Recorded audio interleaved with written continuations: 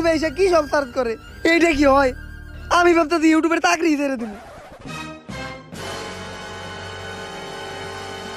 Sir ইউটিউবের company থেকে তো চাকরিটা সাইডে দিতে চাইছিলাম, মনে হয় আর চাকরি ছাড়া লাগবে না।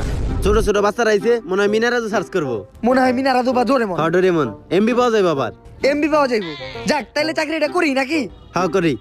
তা শুনটো মোটো বাচ্চারা তোমরা কি ছাড় দিবা? কিভাবে আমরা ইউটিউব কোম্পানি হ্যাক করব?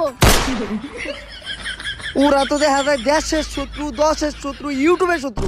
ও করে তো ভালো মনে করছিলাম, এইটুক বাচ্চা বাংলাদেশের কি মনে হয়ে গেছে গা? ইউটিউবে ছাড় দিছি ইউটিউব কোম্পানি হ্যাক করবো। হেই বেদব ছেলে, তুমি এইটা কিভাবে ইউটিউবে ছাড় দিলা? হেই বেদব, এ তোমার আইডিয়া এখনই ব্যান করে দিব আমি। সাহস কত বড়! এখন অগজে মুসলমানি করাইছে।